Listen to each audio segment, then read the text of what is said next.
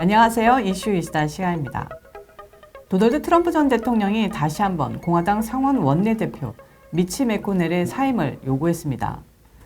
트럼프 전 대통령은 트루스 위드 리사 부스 팟캐스트 쇼 인터뷰에서 맥코넬보다 강력한 리더십을 가진 인물이 상원 대표를 맡아야 한다고 말했습니다. 그는 맥코넬은 공화당을 통제할 수 없다. 밋 롬니는 밋 롬니대로, 벤사스는 벤사스대로 딴 세상에 살고 있다. 공화당에 절대로 좋은 일이 아니다 라고 지적했습니다. 맥코넬은 트럼프 전 대통령이 탄핵 무효 판결을 받은 이후에도 1월 6일 의회 난입 사태에 도덕적 책임이 있다며 정계에서 사라져야 한다는 뜻을 내비쳐 엄청난 비난을 받았는데요. 공식적으로는 트럼프 전 대통령이 2024년 공화당 대선 후보로 당선된다면 성심을 다해 돕겠다고 인터뷰에서 막 밝히면서도 보수정치 행동대회 등에 불참하며 반트럼프 행보를 보이고 있습니다. 트럼프 전 대통령은 탄핵이 기각된 직후인 지난 16일 성명서를 발표했는데요. 맥코넬을 삼류 정치 서생으로 비난하며 그가 수장으로 있는 한 공화당은 결코 승리할 수 없다고 강조했습니다. 이 성명서를 공화당의 미래를 두고 트럼프 충성파와 공화당 내 트럼프 반대 세력의 전면전이 즉각 시작된 셈이었습니다. 트럼프 전 대통령이 이 성명서에서 처음부터 끝까지 맥코넬을 저격하면서 그의 정치적 생명을 완전히 끝장내 버리겠다는 각오를 다졌었는데요. 이후 트럼프 전 대통령은 28일 플로리다에서 폐막한 미국 보수 정치 행동 대회 시펙 연설 직후 뉴스맥스와 가진 인터뷰를 통해 만약 자신이 차기 대선에 출마한다면 공화당 그 누구도 적수가 될 수 없다는 자신감을 표현한 바 있었습니다. 그는 이날 연설을 통해 바이든 행정부를 강력히 비난하고 스스로 공화당을 진두지휘해 2022년 중간선거와 2024년 대통령 선거를 승리로 이끌겠다고 선언했습니다. 또한 탄핵에 찬성표를 던진 공화당 내 반트럼프파에 대한 낙선 운동을 펼치고 신당 창당 없이 공화당을 사실상 트럼프당으로 변모시키겠다는 강력한 의지를 반영했습니다. 공화당 내에서는 현재 트럼프 전 대통령을 제외하고 드산티스 플로리다 주지사, 도널드 트럼프 주니어, 마이크 폼페오 전 국무장관, 테드 크루즈 텍사스주 연방 상원의원, 그리고 트럼프 전 대통령의 배신자죠. 마이크 펜스 전 부통령이 차기 대선 주자로 꼽히고 있는데 펜스를 빼놓고는 모두 친트럼프파 공화당 의원들입니다. 정치 분석가들은 만약 트럼프 전 대통령이 대선 참여를 선언한다면 이들 대부분은 트럼프 전 대통령에게 후보 지위를 양보하고 런닝메이트를 노릴 가능성이 보다 큰 것으로 예상되고 있습니다. 2022년 중간선거도 현재까지는 공화당의 승리가 점쳐지는데 트럼프 전 대통령은 이 중간선거를 승리시킴과 동시에 대선 탈환을 선언할 것으로 기대되고 있습니다. 이런 가운데 트럼프 전 대통령은 소셜미디어의 계정들이 정지되면서 함께 막힌 국민들과의 소통을 성명서 발표로 이어가고 있는데요. 22일 수개월 안에 독자적인 소셜미디어 플랫폼을 론칭할 것이라고 밝혀 주목을 받고 있습니다.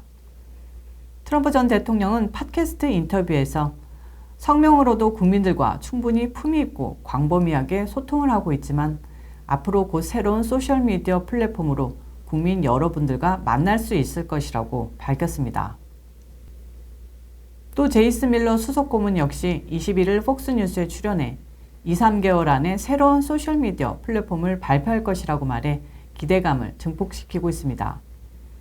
트럼프 전 대통령은 지난 보수정치행동대회 이후 일주일에 2번의 성명서 발표와 평균 1번꼴의 언론 매체 인터뷰로 미국민들에게 꾸준히 자신의 존재감을 드러내고 있는데요.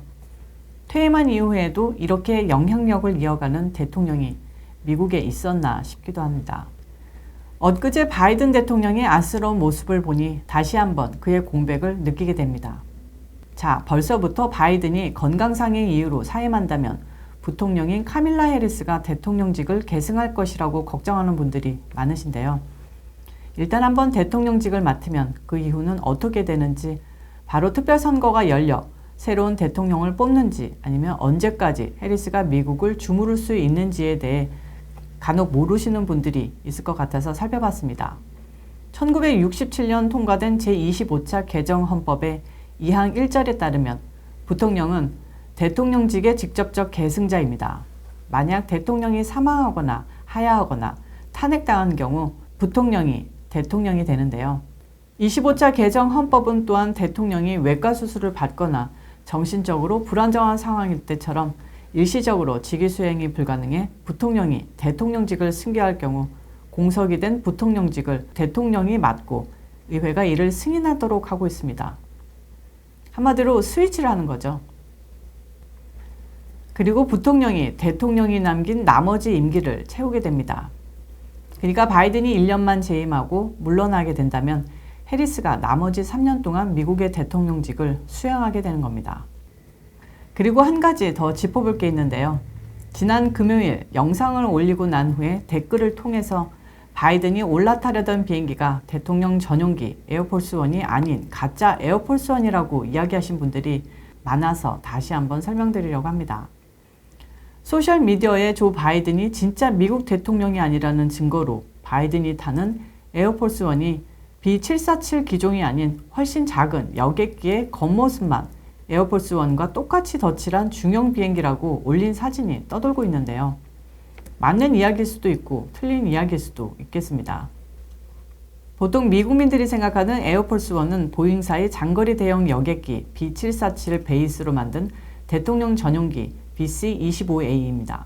그런데 바이든은 국내, 그러니까 미국 내에서 이동할 때는 중거리 여객기 B757-200을 개조한 귀빈 전용기 C-32를 사용하기도 합니다. C-32는 보통 부통령이나 장관 등이 국내나 가까운 지역에 갈 때 사용하도록 마련한 것인데요. 이것을 사람들이 가짜 에어포스1이 아닌가라고 생각하기도 하는데요.